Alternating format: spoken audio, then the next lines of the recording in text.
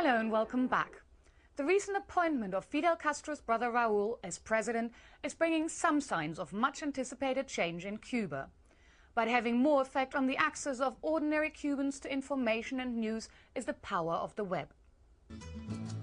The Cuban coastline, a desirable destination for tourists, as well as an escape route for many dissatisfied Cubans.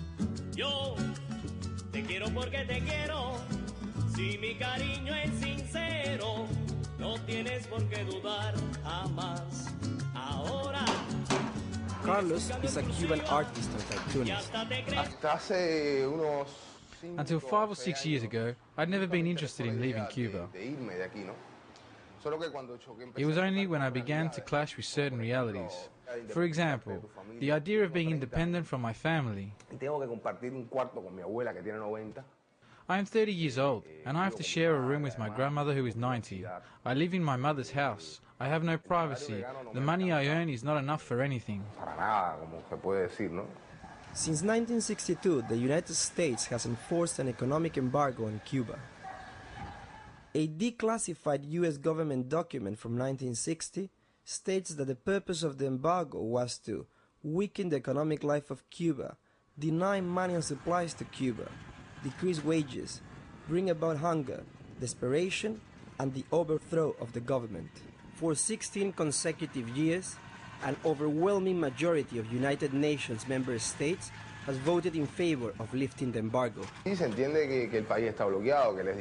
is understood that the country is blocked, that things are hard, and that our economy is very fragile.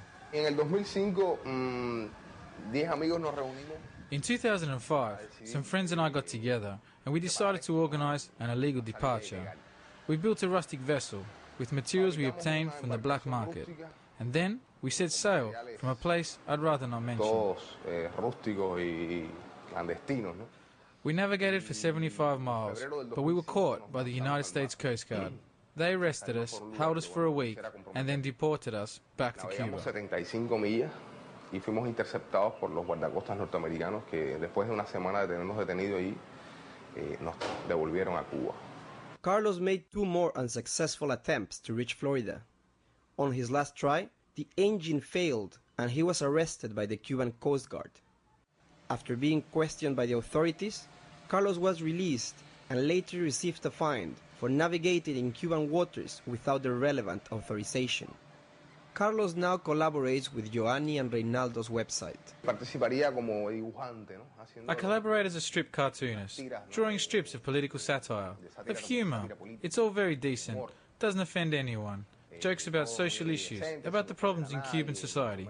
Chistes de carácter social, de los problemas que tiene la sociedad cubana. Bueno, el objetivo de todo este trabajo, ¿no?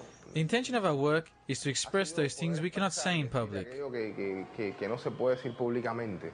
We want to tell the world about the Cuban reality, because here the media is owned by the state, so they portray what is convenient for them, that nothing is wrong, that everything is okay. Entonces ellos ponen ahí lo que les conviene, ¿no? Aquí no hay nada que esté mal, todo está bien. The fact that bloggers and digital journalists, such as Joanny and Reinaldo, are left to operate without being directly repressed might be a sign of the coming changes in communist Cuba. Alejandro is a qualified epidemiologist. He complements the income from his work at the Ministry of Health by selling homemade snacks in the afternoon. Before it was harder, but not now. You can see the freedom we have. I can talk to you, express my ideas and my thoughts, my criteria, and you can offer me yours, and we can have a debate. While I was filming with him in Havana's busy boardwalk, 2 policemen on patrol passed us by. Contrary to what I'd been told to expect, they didn't seem interested that a foreigner was interviewing a Cuban. Ya no estamos en el año 70, en los años 70 u 80.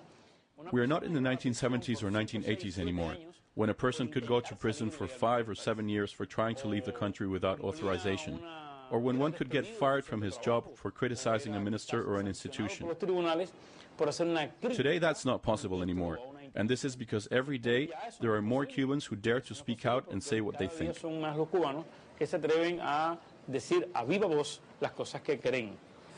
Dagoberto Valdez is the director of recently founded Convivencia magazine, a digital publication specialized in social issues. Something has been stirring in Cuba for a long time now.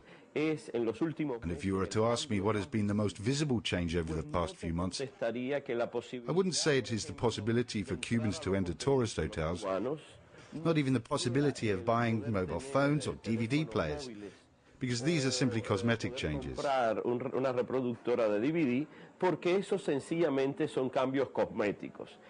fundamental change that I perceive has occurred in the past few months is the increased expectations for change amongst the Cuban people.